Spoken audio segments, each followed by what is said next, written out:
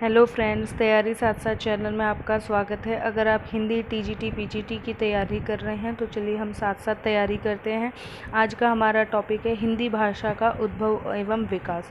अगर आप कोई वीडियो पसंद आती है तो प्लीज़ लाइक कीजिएगा, और अगर आपको कोई भी सजेशन है तो प्लीज़ कमेंट बॉक्स में कमेंट करिएगा, जिससे कि मैं उसका सुधार कर तैयारी हम साथ साथ कर सकें।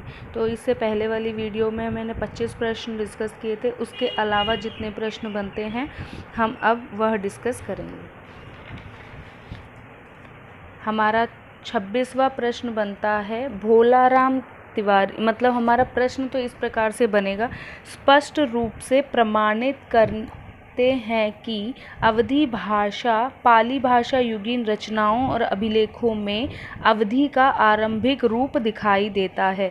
तो मतलब इसमें प्रश्न क्या पूछा जा रहा है कि किसने स्पष्ट रूप से ये बोला है कि अवधी भाषा पाली भाषा युगीन रचनाओं और अभिलेखों में आरंभिक रूप से दिखाई देती है। तो किसने बोला है? भोलाराम तिवारी ने। हमारा अगला प्रश्न बनता है अवधी के विकास का द्वितीय चरण महत्वपूर्ण है। क्यों महत्वपूर्ण है? क्योंकि सूफी काव्यधारा, प्रेमाश्रय काव्यधारा एवं राम काव्यधारा का विकास हुआ है।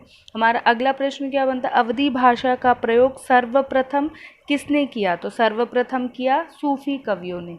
हमारा अगला प्रश्न है अवधी भाषा में रचित सूफी प्रेमाख्यान की पहली रचना कौन सी है? तो पहली रचना है हमारी चंदायन। इसकी रचना काल कब है? 1379, और इसके रचनाकार है मुल्ला दाऊद। हमारा अगला प्रश्न बनता है अवधी भाषा की श्रेष्ठ अभिव्यक्ति किस रचना में हुई? तो श्रेष्ठ अभिव्यक्ति हुई है पद्मावत में। इसके रचनाकार कौन है? जायसी, और कब इसका प्रकाशन वर्ष है? 1540। हमारा अगला प्रश्न है तुर्की अरबी हिंदुई भाषा जेति आही जेहि मह मारग प्रेम कर सबे सराहे ताही। इसमें क्या है? इसमें एक भाषा का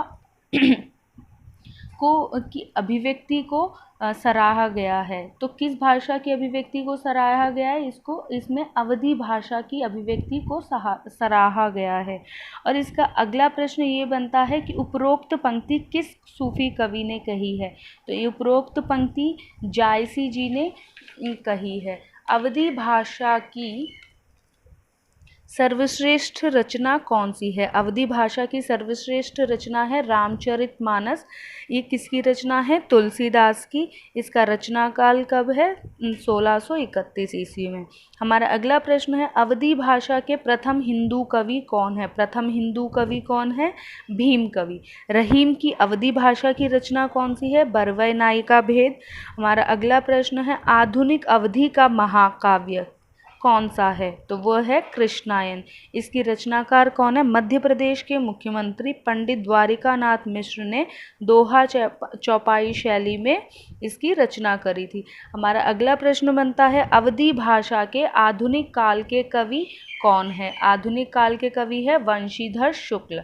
और उसी प्रकार से ब्रज भाषा के प्रश्न हम देख लेते हैं कि ब्रज भाषा से कौन कौन से प्रश्न बनते हैं। हमारा अगला प्रश्न ब्रज भाषा पश्चिमी हिंदी के अंतर्गत बोले जाने वाली भाषा है।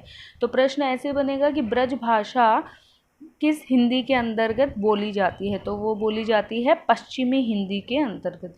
ब्रज भाषा का प्रारंभिक विकास कब हुआ था? तो इसका प्रारंभिक विकास हमें देखने को मिलता है अपभ्रंशकालीन रचनाओं में। हमारा अगला प्रश्न है ब्रज भाषा के द्वितीय काल के प्रमुख कवि कौन है? सुधीर अग्रवाल, त्रिलोचन और अष्टछाप के जो 8 कवि हैं वो आठों के आठों इसमें सम्मिलित हैं। हमारा अगला प्रश्न है नंददास का ब्रज भाषा में लिखा गया काव्य ग्रंथ कौन सा है? तो वो कौन सा है? भंवर गीत। अगला प्रश्न हमारा है रस खान की ब्रज भाषा में रचित कितनी रचनाएं हैं? 2 रचनाएं हैं। तो वो रचनाएं कौन कौन सी है? पहली है सुजान रस खान, दूसरी है प्रेम वाटिका। इस प्रकार से भी प्रश्न बन सकते हैं कि रस खान की ब्रज भाषा में रचित कितनी रचनाएं हैं? तो 2 रचनाएं हैं। रस खान की ब्रज भाषा में रचित रचनाओं में कौन सी है? तो पहली हमारे ऑप्शन में या तो सुजान रस खान दिया जाएगा या प्रेम वाटिका दिया जाएगा। हमारा अगला प्रश्न ब्रज भाषा की प्रसिद्ध एवं एकमात्र कवयित्री कौन है? मीराबाई। उसके अलावा आधुनिक काल के ब्रजभाषाई कवि दो हैं, भारतेंदु हरिश्चंद्र और रत्नाकर। तो इस प्रकार से ऑप्शन में दे दिया जाता है, बाबू हरिश्चंद्र दे दिया जाएगा, द्विवेदी जी दे दिया जाएगा, जयशंकर प्रसाद जी दे दिया जाएगा, पंत जी दे दिया जाएगा। तो आपका ऑप्शन कौन सा सही होगा? भारतेंदु हरिश्चंद्र। आधुनिक ब्रजभाषा का उत्तम ग्रंथ उद्धव शतक की रचना किसने की?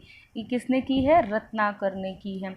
कृष्ण भक्त कवियों के अतिरिक्त ब्रजभाषा किस काल में प्रसिद्ध रही?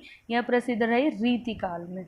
तुलसीदास की ब्रजभाषा में रचना जो हुई थी, कौन कौन सी रचना है?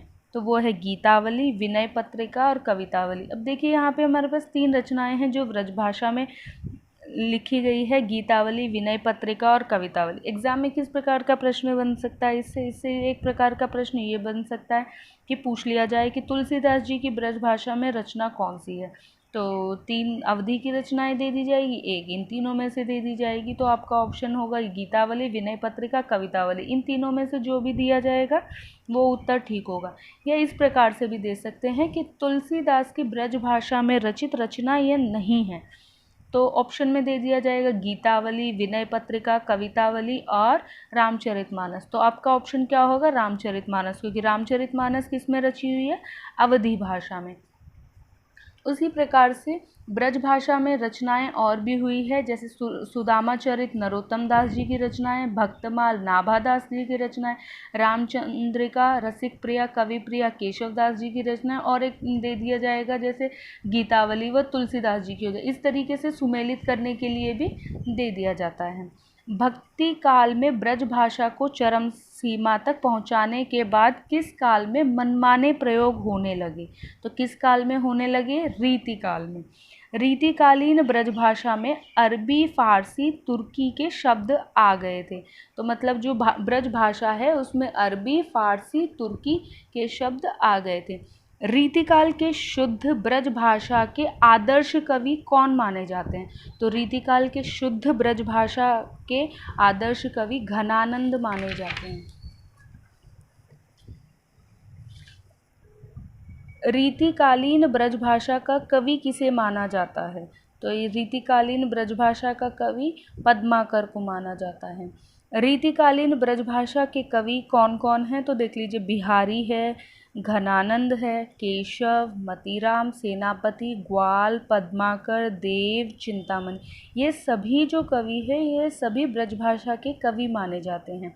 लेकिन इस प्रकार से अगर प्रश्न आ जाता है कि आदर्श कवि कौन है, तो आदर्श शुद्ध ब्रजभाषी कवि कौन है? तो उसका उत्तर होगा हमारा घनानंद। आधुनिक काल में भारतेंदु युग में के ब्रजभाषी कवि, तो अभी हमने 2 नाम पढ़े थे, भारतेंदु हरिश्चंद्र और बाबू जगन्नाथ दास रत्नाकर। तो इस प्रकार से भी प्रश्न पूछ लिए जाते हैं। द्विवेदी युग में खड़ी बोली के प्रतिष्ठित हो जाने पर ब्रजभाषा की रचनाएं कम होती गई। तो इस प्रकार से भी पूछ सकते हैं कि द्विवेदी युग में ब्रजभाषा की रचनाएं कम हो गई थी, तो कौन सी भाषा प्रतिष्ठित हो गई थी? खड़ी बोली। ठीक है। हिंदी की किस भाषा को सबसे अधिक प्रतिष्ठा मिली है? तो किस भाषा को मिली है? ब्रज भाषा को। और ब्रज भाषा में लगभग कितने वर्षों तक हिंदी पर शासन किया है? तो हिंदी काव्य पर ब्रज भाषा ने 600 वर्षों तक शासन किया है। इस टॉपिक से इतने प्रश्न बन रहे हैं। अगर आपको वीडियो अच्छी लगती है तो प्लीज़ लाइक कीजिए, सब्सक्राइब कीजिए और कमेंट कीजिए। धन्यवाद।